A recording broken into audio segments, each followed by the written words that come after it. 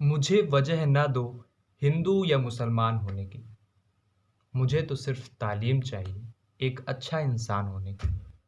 महज किरदार ही क्यों, खुद में एक कहानी बनूं। हिंदू मुस्लिम बाद में, पहले हिंदुस्तानी बनूं। With these lines, I want to start this video. Hindu मुस्लिम भाई भाई, बिल्कुल बिना कोई शक के। लेकिन ये भाई और भाई के बीच में अगर कोई चीज आती है तो वो है कट्टरता, जो भाई और भाई को अलग कर देती है।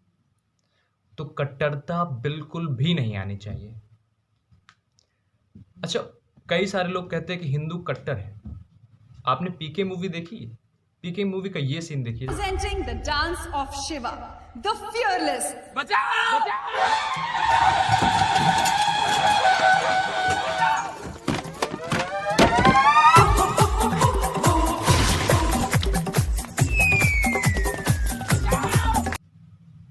इसमें क्या हुआ, हमारे भगवान शिव जी को दौड़ाते हुए दिखाया गया, लेकिन आमिर खान अभी भी वैसे ही है।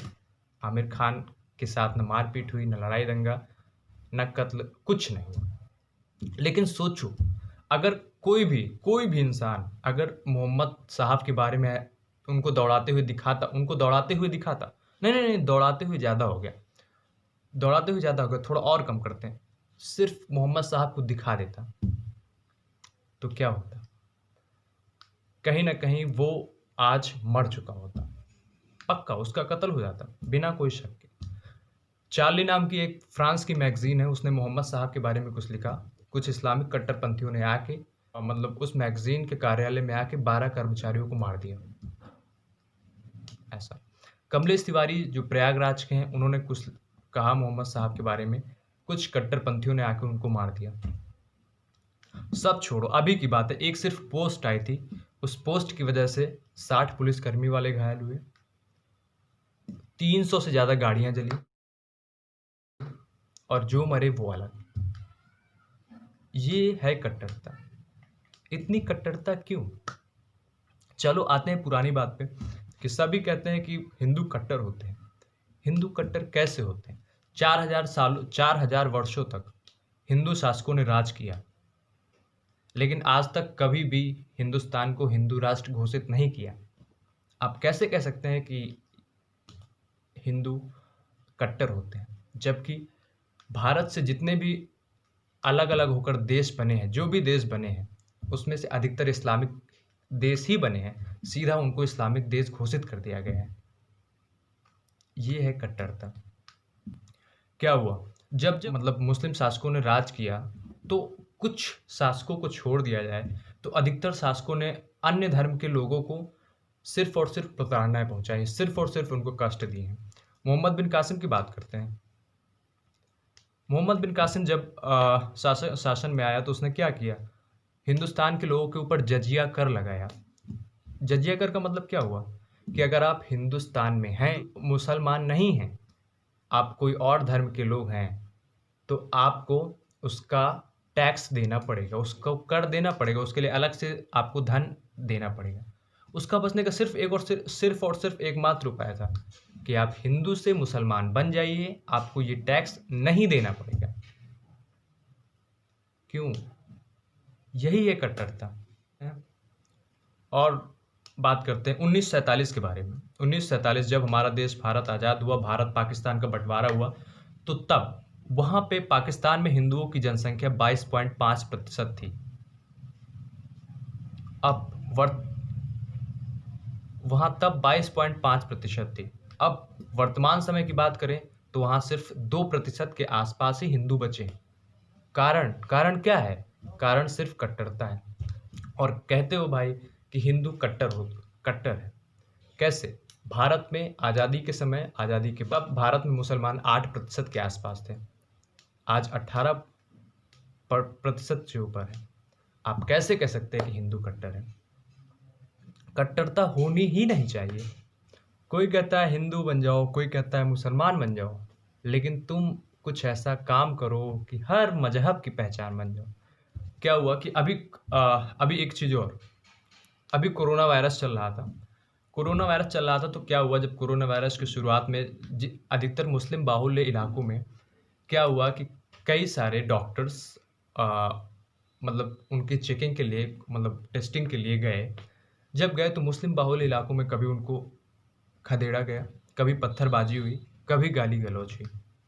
मुस्लिम भाइयों ने क्या किया, उनकी गलती उन्होंने नहीं माना, और क्या किया उन्होंने, कुछ ऐसे वीडियोस, ऐसी फोटोज मतलब ढूंढना शुरू कर दिया सोशल मीडिया पे, जिसमें कि हिंदू भी या और जात के लोग भी धर्म मतलब लॉकडाउन का उल्लंघन कर रहे थे। क्यों? जिसने भी उल्लंघन किया है, वो हिंदू हो, मुस्लिम हो, जिसने भी नियम को तोड़ा है वो दोषी है। इसमें अपनी गलती छुपाने का क्या मतलब? कट्टरता क्यों? आपके मजहब ने भाई गलती की है, आप एक्सेप्ट कीजिए।